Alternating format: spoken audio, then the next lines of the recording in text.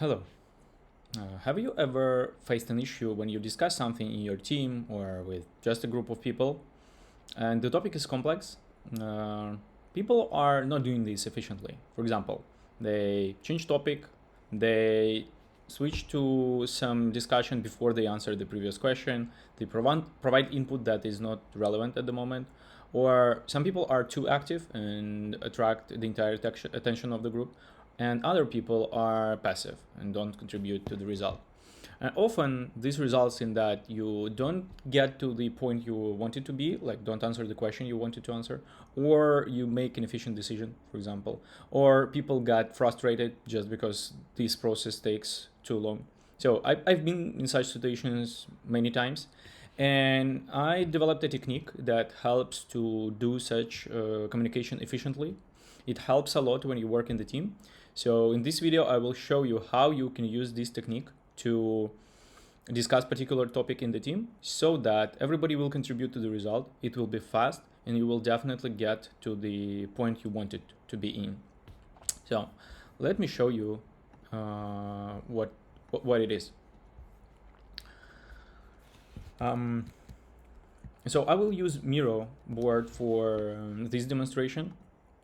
In your case, you may use another tool if you want, but the tool should provide you an ability to create stickers, and the tool should provide you an ability to work in parallel so that every person will be able to create stickers and move stuff along the board in parallel with other people.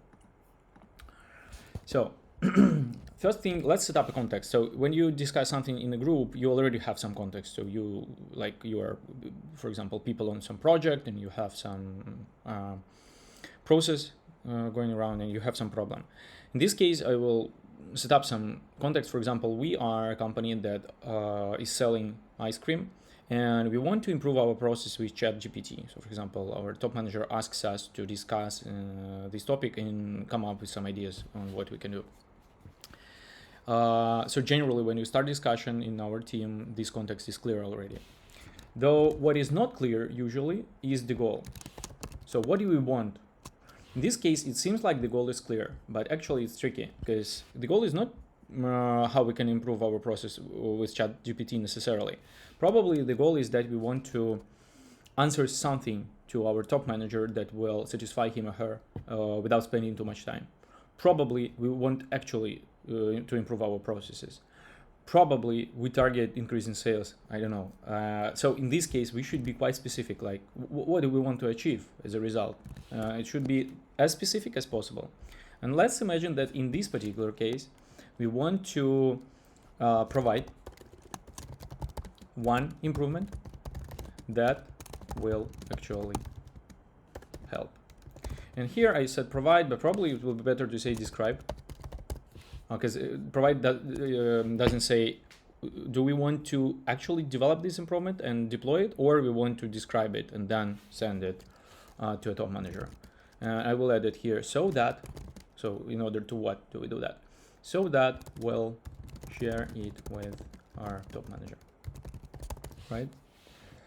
In one improvement, again, let's say the context, one improvement of our processes using with the help of ChatGPT. So see that it's quite relevant to what was written in the context, but the goal should be quite specific. And often people do mistakes on this step. They don't define the goal, and which is also important, they don't write it down. So you may understand the goal, but the problem is that different people may understand it differently. And then when you start the discussion, you may work on your understanding of the goal and other people will work on another understanding of the goal. And it's quite clear that as a result, you will provide some input and other people will just try to refocus you on another thing that they think is important. And unless everybody agrees on the goal formulation, you shouldn't move forward. Everybody, among guys who is participating in this particular conversation. So you define the goal. What next? Then let's put it here. Probably here. Okay. Then what you do is you define concerns. What are concerns? Concern is either an idea or a question or a proposal or a piece of information. Often it's a risk or anything else. So something that disturbs a person or something that he or she wants to express. So you describe concerns next. And how do you do that? You usually set up a timer. If you use Miro Pro, you can use embedded timer. If not, then you can just create a timer somewhere, or for example, schedule it on your phone, or like do it somehow. And then within the allocated buffer of time, usually it's like 2 or 3 minutes, up to 5, not more. You will have an ability to extend it if needed. So start from 2 or 3 minutes, for example, 3. And then during this period of time, everybody generates concerns and puts them on the board. So how do you do that? So let's create. So this will be a block for concerns. And how do you write concerns?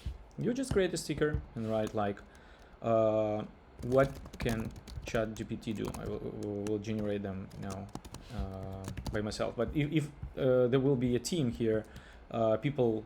Oh, by the way, I see a name Ivan here. It's not my name. My name is Artyom, but yeah, account has this name. So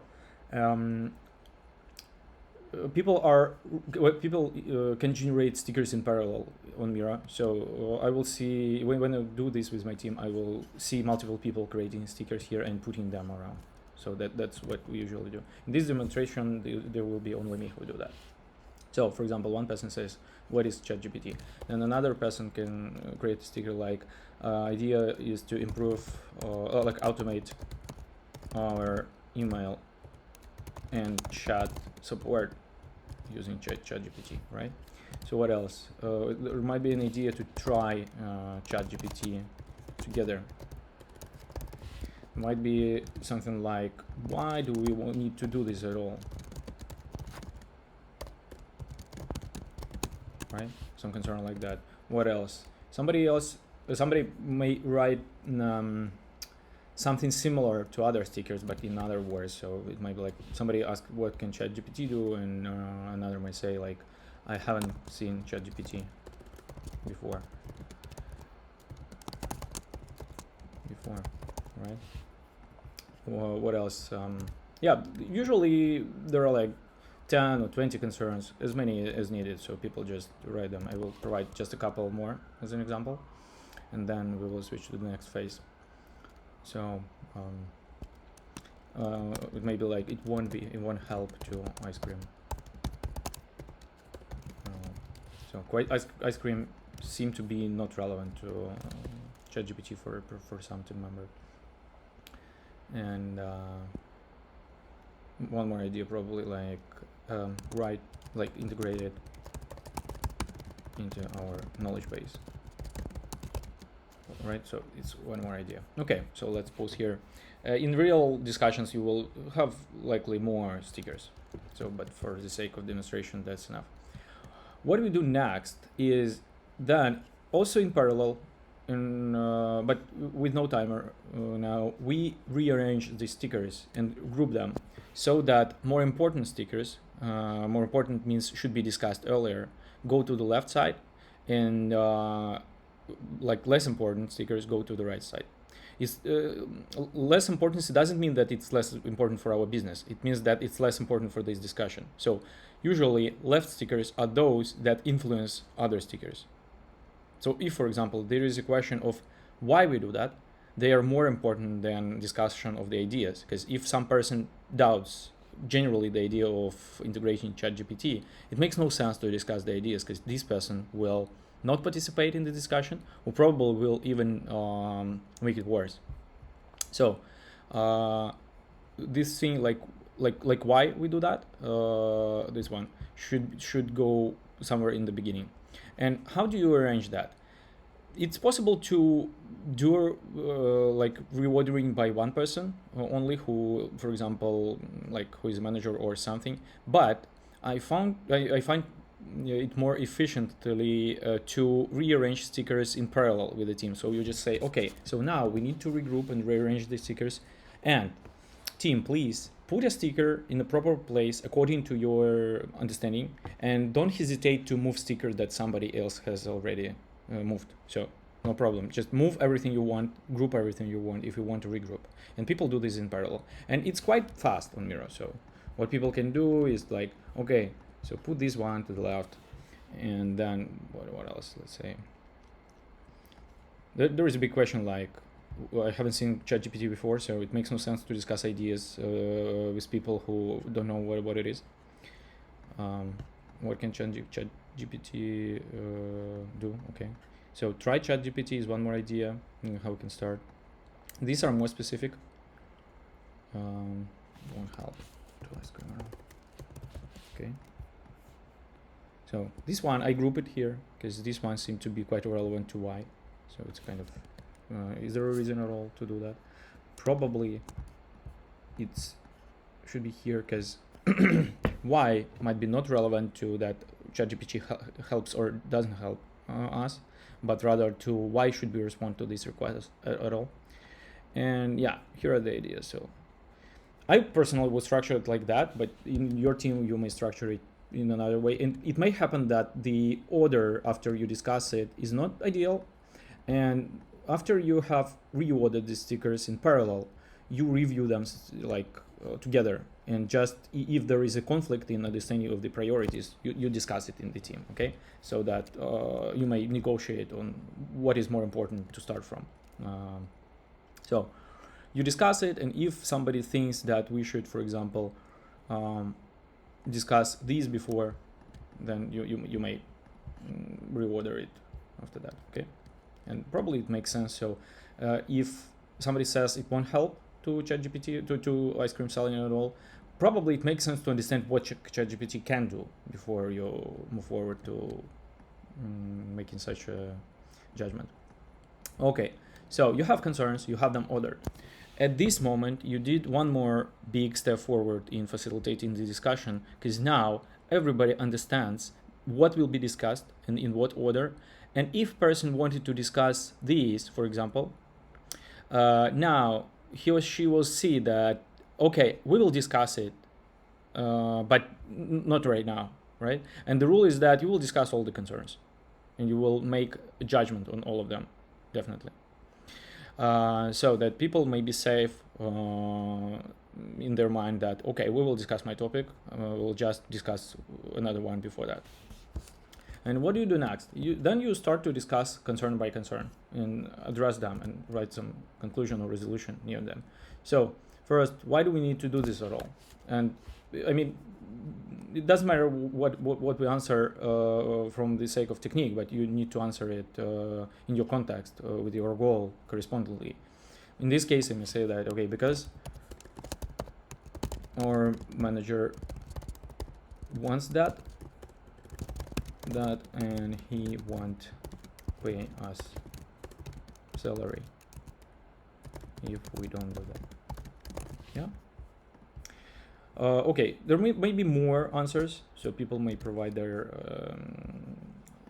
ideas or their answers below, and you structure them like that in Miro. So you have concern formulated above, like that, and then you group the answers together so that you see that here was the concern or the question, and here is the pieces of context that address it. And probably it may like, because we actually want to improve. There may be multiple options, but it's helpful to understand which is the main one, right? In this case, probably the main one, or in some world, this one may be the main, okay? So you understand that the main reason is here.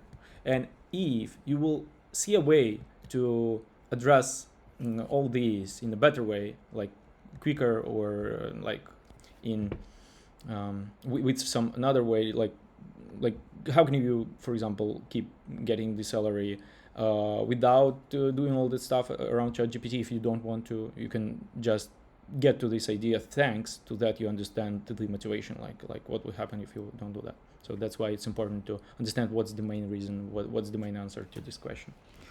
And then you do the same thing for all the other concerns. So okay, we have discussed this one, everybody agrees with that, okay, we move forward. So what's ChatGPT? And here we provide a context that probably do some demo, or people who are experienced through that just share their knowledge.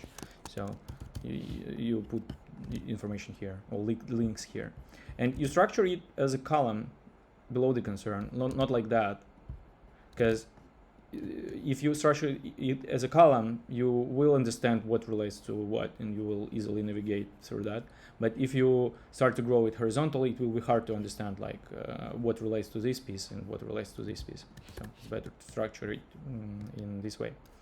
And again, you answer this one, you answer this one, and usually you discuss ideas after you discuss motivation or share knowledge about this one. So actually it's also quite an interesting topic, like how do you decide what to discuss first, and I plan to record videos for that to explain you what method you can use to understand it better. But for now, for the sake of speed, I will just say that you discuss ideas usually in the end.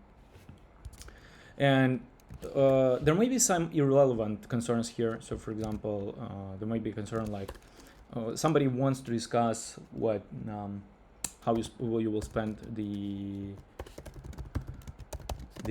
weekend together with your team, and it might be relevant to this discussion, and you still put a concern here, but you may decide that okay, it's irrelevant, and just put it as a conclusion here that it's irrelevant. And for the ideas, you usually put pros and cons below the idea.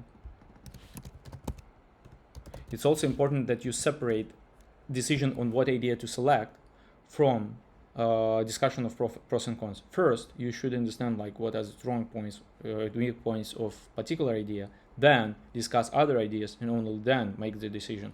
Usually, people do a mistake here. They discuss one idea, and they think that that's the last chance for them to discuss this idea, and that's the last chance for advocates of this idea to sell it. That's why they will try to convince everybody that we should do that. And it's not efficient, because other people might want to look at other ideas first and then decide.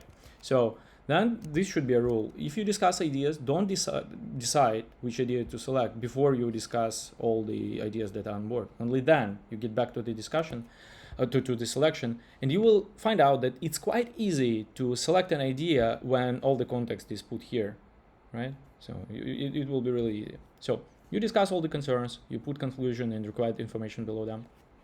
It takes some time, but now you get back to the goal and see, okay, so what was the goal? Describe one improvement. So the question is what improvement to select, right? So you plan next step. You select an improvement, you already have some context below that, right? So for example, you select this one. So you select this one, put it somewhere, so you may create a separate frame for that. For example, if you use Miro. And then plan the next step. So you may want to describe the idea together, or you may want to assign it to somebody from the team to describe it in more detail. So for example,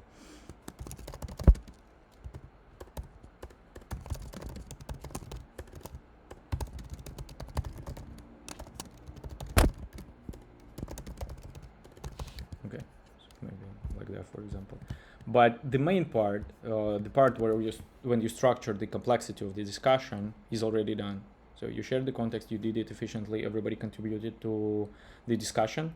There was no like interruption or shifting of the context. It may happen that somebody will raise one more concern in the middle. It's okay. Like for example, you discuss this one and somebody says, oh, I have this question. And then you just decide where to put this concern. You probably will put it like in the middle of the agenda. That's okay. So you may edit it on the fly. You may find that there is like if you discuss this question, this concern, you may find that there is one more that is more important and you need to switch to that. That's also fine. You may switch to another one which is more important if you have discovered it. The thing is that you do this like clearly, transparently to everybody, and you do this as a group without a situation when somebody shifted the focus and the rest of the team didn't do that. So okay, that's how you discuss it, and yeah, and then you address the goal. Let's look now at the approach as an algorithm. So you write down the goal, then you generate concerns, then you order them like in proper order, then you discuss concerns one by one. You discuss every single concern. Some concerns again can be just noted that they are not relevant. That's okay. Some concerns may be added in the middle. It's also okay. And then you address the goal. That's it. So if you try it, you will see that it's super powerful. And if your team follows that, then you will speed up your discussions and get better results. So I have shown you how you can use concerns framework to organize complex discussions in your team.